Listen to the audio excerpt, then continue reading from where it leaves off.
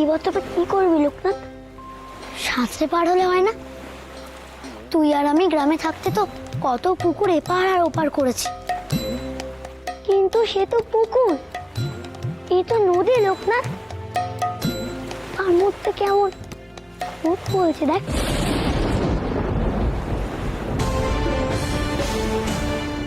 আমরা কি পারবো? বাবার কাছে থাকতে আমিও খুব ভালো সাঁতার কাটতাম, নদীও পেরিয়েছি। দাঁড়া তোরা, আমি আগে দেখি এই জলের টান।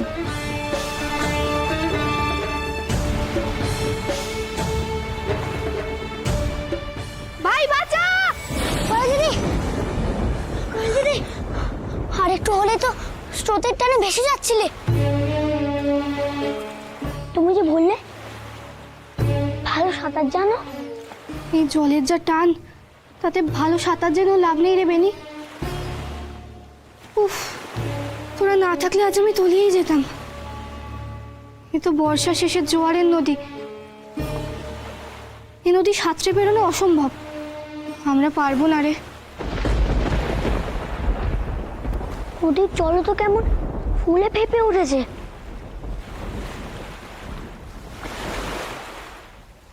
কেমন নদীর গর্জন শুনতে পাচ্ছিস লোকনাথ?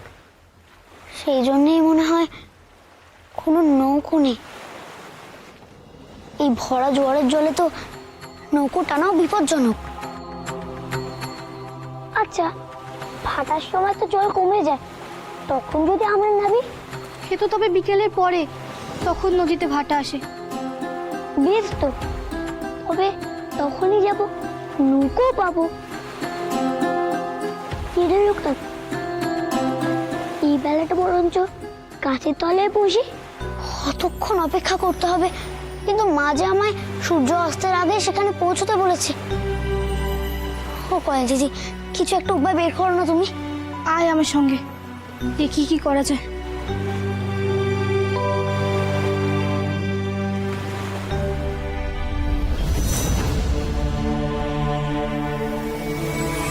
আপনি ফিরে যাচ্ছেন কবিরাজ মশাই? আর আমার স্ত্রী, তার কি চিকিৎসা হবে না? মাফ করবেন, আমি কিচ্ছু করতে পারবো না। মনের অসুখ সারানো যায় এমন কোনো ওষুধ আমার জানা নেই। বৈদ্যমশাই, তাহলে আমাদের এখন কি করণীয়? কি বলি বলুন তো? ওনার স্ত্রীর অসুখটা মনের। জ্বরের ঘোরে মেয়ের নাম নিচ্ছেন। আসলে ওনার মন পড়ছে ওনার মেয়ের চিন্তায়। সেটা মুখে প্রকাশ করতে পারেননি এতদিন, আর সে কারণেই জ্বরটা এখনো নামছে না। সবটা আমি বুঝতে পারছি কবিরাজ মশাই, কিন্তু সত্যিটাকে তো মেনে নিতেই হবে। ভেবেছিলাম সময় সব ঠিক করে দেবে, কিন্তু ও যে এইভাবে অসুস্থ হয়ে পড়বে। আমি ওনাকে ঘুমের ওষুধ দিয়েছি, একটু ঘুমের প্রয়োজনও না। আশা করি খানিকক্ষণ ঘুমোলে পরে উনি সুস্থ হয়ে উঠবেন। আমি আসি গিন্নিমা।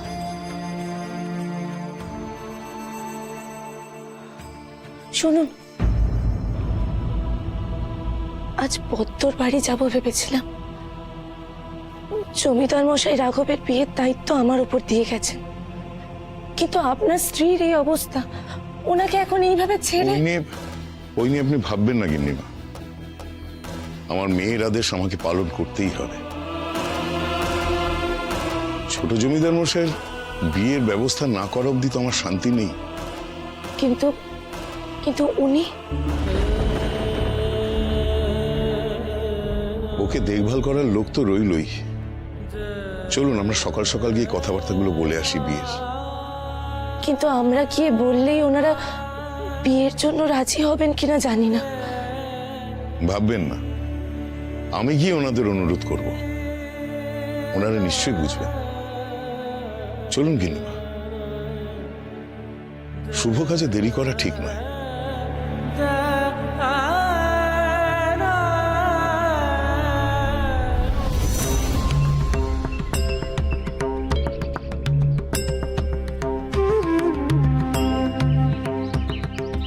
ও কালিদি, তুমি যে বললে কলা গাছ চাই, এখানে তো কোথাও কলা গাছ নেই। এই তো দেখছি রে বেনি। কিন্তু কলা গাছ দিয়ে কি করবে? তা তো বললে না। গল্প শুনিসনি? কলা গাছের ভেলা বানিয়ে বেহুলা তার স্বামীর প্রাণ বাঁচাতে বেরিয়েছিলেন। আমরা তো ওভাবেই নদী বেরোতে পারি। তাই তো, এই কথাটা তো আমার মাথাতেই আসেনি। কলা গাছ তো দিব্যি জলে ভাসে, কিন্তু এখানে কলা গাছ কোথায়? আমিও তো খুঁজে চলেছি। এই জঙ্গলে তো শুধু বড় বড় গাছ দেখছি। আমার মাথায় তো আর কোনো বুদ্ধি আসছে না। চল, আমরা নদীর পাড়েই ফিরে যাই। নৌকোর সন্ধান না পাওয়া অবধি আমাদের সেখানেই অপেক্ষা করতে হবে। এছাড়া তো আর কোনো উপায় নেই। কে জানে মায়ের মনে কি আছে, এত বাধা আসছে কেন পথে, সেও তো বুঝতে পারছি না। চল।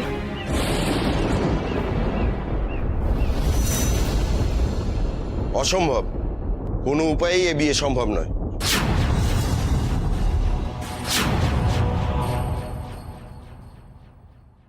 আপনারা আমার মেয়েকে কি মনে করেন বলুন তো?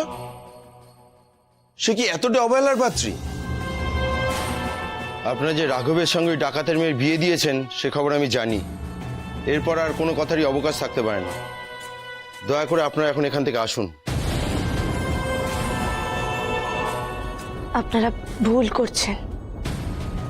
যার কথা আপনারা বলছেন তিনি আপনাদের সামনেই দাঁড়িয়ে আছে। হ্যাঁ, কথা সত্যি, উনি একসময় ডাকাতি করতেন, কিন্তু কিন্তু এখন তিনি মায়ের ভক্ত। উনি ডাকাতি ছেড়ে, দলবল ছেড়ে, নিজের ডেরা ছেড়ে এখন শুধুমাত্র নিজের পাপের প্রায়শ্চিত্ত করছে। তাও একবার যখন আমরা সব জেনে গেছি তখন এই বিয়ে দিই কি করে বলুন তো? আপনারা দয়া করে আমার একটা কথা শুনুন।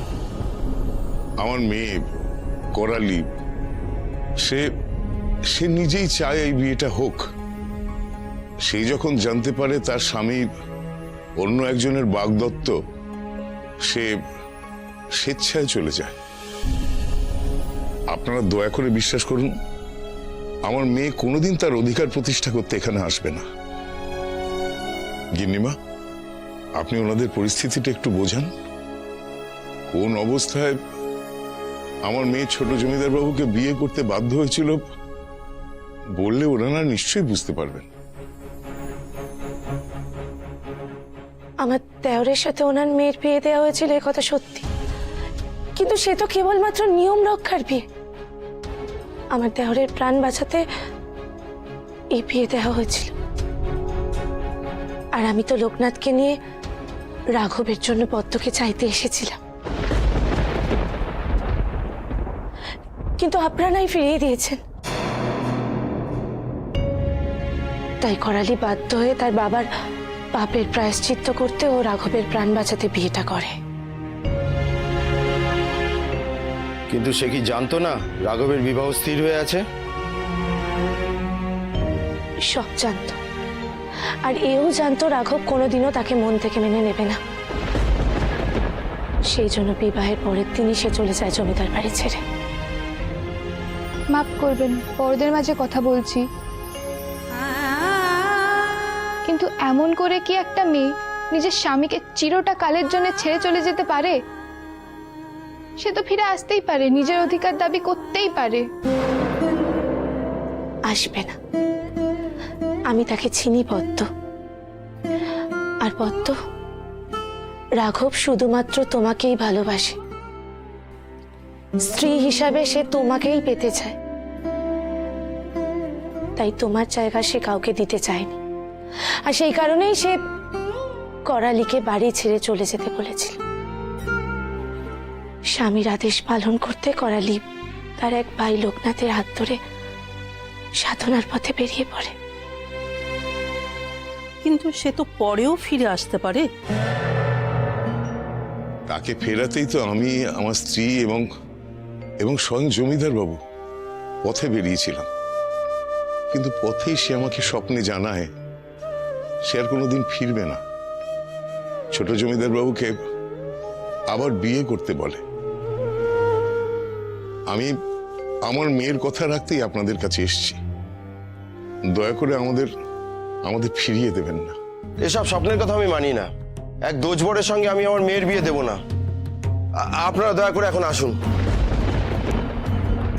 চলুন, আমাদের হয়তো সত্যি আর কিছু বলার নেই, তবে একবার বিবেচনা করে দেখবেন, এই বিয়েটা হলে আপনাদের মেয়ে অন্তত অসুখী হবে না।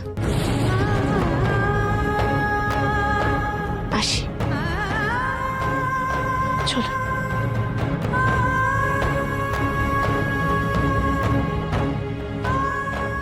মা, বাবা, একজনের প্রাণ বাঁচাতে যখন একজন বিয়ে করতে পারে, তার মন যে কত বড় তুমি বুঝতে পারছো? সে তো চলেও গেছে, এখন কি আমাদের উচিত নয় তার কথা রাখা? তুমি ছেলে মানুষ পদ্ম, তুমি এসব বুঝবে না। তোমার এই বিয়ে আমি দেব না। অনেক ভালো পাত্র তোমার জন্য পাওয়া যাবে। তবে তোমরাও আমাকে হারাবে।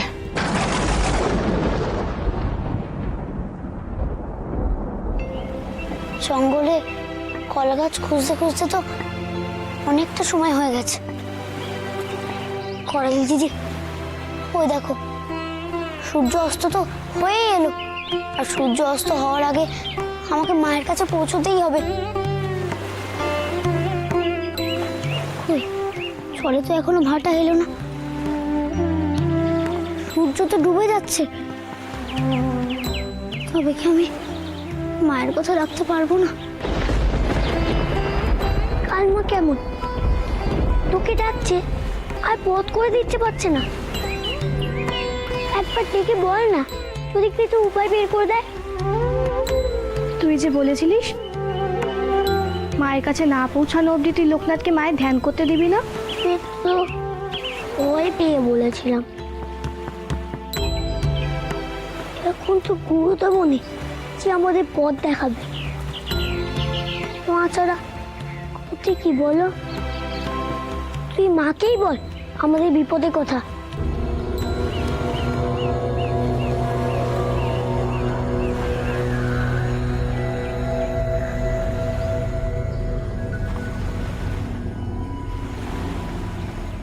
মা, মা গো, এতটা পথ তুমি আমাদের নিয়ে এলে, আর তীরে এসে তরি ডুববে?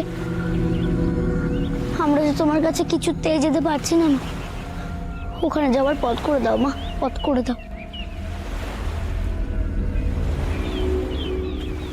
এই আমি তোমার নাম নিয়ে জলে পা রাখলাম, আর ভেসে গেলে জানবো যা হচ্ছে তোমার ইচ্ছেতেই হচ্ছে।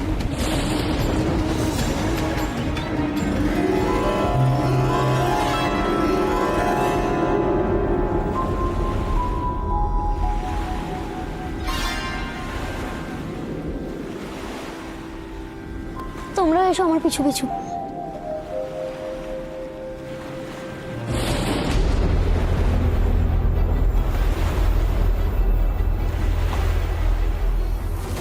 নিশ্চয় মায়ের লীলা লোকনাথ। তুই পা দিলে সব জল শান্ত হয়ে যাচ্ছে, কিন্তু আমি দিলে তো হচ্ছে না। তুই তবে যা, আমি আর কল দিদি এখানে নৌকার অপেক্ষা করি। কখনো নাবিনি, আমরা একসঙ্গে সাধনার পথে বেরিয়েছি, তাই আমরা যেখানে যাব একসঙ্গেই যাব। তুই আয়, তুই আমার হাত ধর।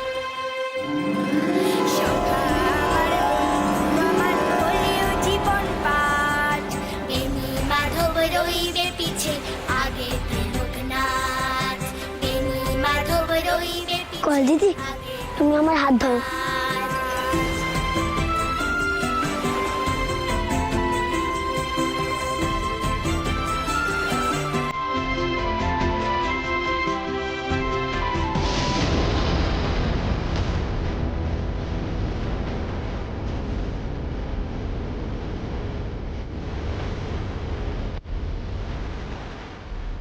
আমাকে মনে হয় মা চাইছেন না রে ভাই।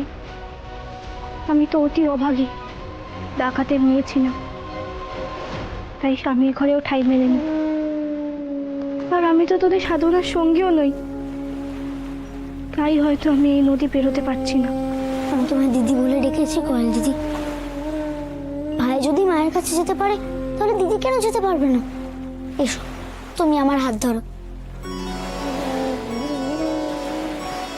হুম হুঙ্কারে শবারুঢ়ে নীল নীল রাজিতে त्रैलोक्यग मुखे दिव्ये कालिकायै नमोस्तुते प्रत्यलीया महाघोरे मुण्डमाला विभूषिते আমরা আসছি মা, আমরা অবশেষে তোমার কাছে আসছি।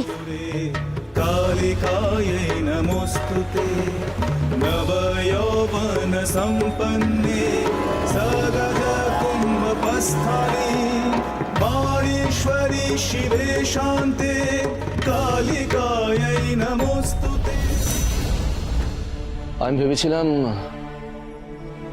সবকিছু শোনার পর হয়তো ওনারা দ্বিতীয়বার বিবেচনা করে দেখবেন, হয়তো বিয়েতে রাজি হয়ে যাবেন, কিন্তু আমি সমস্ত কিছু খুলে বলার পরে বেআই মশাই তা কিছুতেই মানতে পারেননি। তবু আমি বলেছি আর একবার ভেবে দেখতে। কিন্তু রাঘবের বিয়ে না দিলে তো আমি এখান থেকে যেতে পারবো না হেম।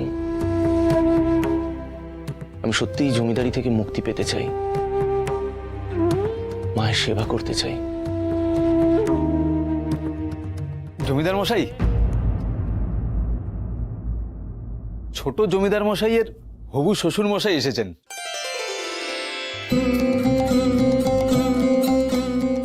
হ্যাঁ, ওনাকে নিয়ে এসো, ভেতরে নিয়ে এসো। হ্যাঁ হ্যাঁ, আসুন।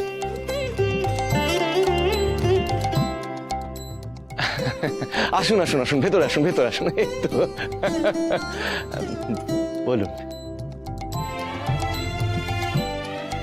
আমি এখানে বাধ্য হয়ে এসেছি। আপনার স্ত্রীর মুখে আমি সব শুনেছি, কিন্তু আমার একটা প্রশ্ন ছিল কেশববাবু। আগে কি প্রশ্ন বলুন। আমার জায়গায় যদি মেয়ের বাবা হিসেবে আপনি থাকতেন তাহলে আপনি কি করতেন? আমি সত্যি এ বিয়েতে রাজি ছিলাম না, শুধু আমার মেয়ে বলেছে যে সে করালির কাছে চলে যাবে যদি রাঘবের সঙ্গে তার বিবাহ না দেওয়া হয়। তাই আমি রাজি হতে বাধ্য হয়েছি, আর সেটা মন থেকে। আসলে বলতে পারেন সেই মুহূর্ত থেকে আমি প্রথম উপলব্ধি করেছি ভবানী সর্দারের মনের কষ্টটা। তিনিও তো মেয়ে হারিয়েছেন, আর আমি চাই না আমার মেয়েকে হারাতে। আমি আপনাকে কথা দিচ্ছি, আপনার মেয়ের সুখ শান্তির কোনো ব্যাঘাত ঘটবে না এই বাড়িতে। আমার মেয়ের কোনো ছায়াও পড়বে না এখানে। আপনারা বিয়ের দিন ঠিক করে জানান, আমি আর কোনো আপত্তি করব না। আপনি যে কত বড় উপকার করলেন আমি তা মুখে বলে আপনাকে বোঝাতে পারবো না। আমার কাছে ভাষা নেই আপনার কাছে কৃতজ্ঞতা জানাবার। আমার মেয়ে আপনাদের বাড়ি বউ হয়ে আসছে, দয়া করে কৃতজ্ঞতার কথা বলে লজ্জা দেবেন না। সে সুখী হলেই আমি সুখী। এখন আসি, বিয়ের আয়োজন করি। এখন তো অনেক কাজ। নমস্কার।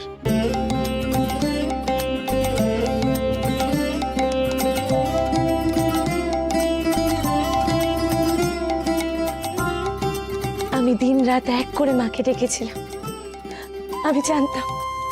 আমি জানতাম ওনারা বিয়ের জন্য রাজি হবেনি। ঠিক বলেছো হেন, আমিও দায়মুক্ত হলাম। এবারে ভাইয়ের বিয়ে দিয়ে এই জমিদারির সমস্ত দায় দায়িত্ব তার হাতে ছেড়ে দিয়ে আমি বেরিয়ে পড়ব। আপনি শুধু একার কথাই কেন ভাবছেন বলুন তো? আমিও কি এই সংসারে থাকতে চাই নাকি? তোমার যা আসবেন হেন, তুমি আর ভবানী বাবুর স্ত্রী মিলে এই সংসারটা সামলিও। আমি আর ভবানী বাবু দুজনে মিলে মায়ের সেবায় একেবারে লিপ্ত হয়ে যাব। আমাদের তো বিশ্বভুবনের কাছে নিজেদের বিলিয়ে দিতে কোনো বাধা নেই। দেখবে একদিন না একদিন ঠিক আমরা মায়ের খোঁজ পাবো। আমিও আপনাদের অনুসরণ করতে চাই। সংসারের প্রতি আমারও আর কোনো মায়া নেই।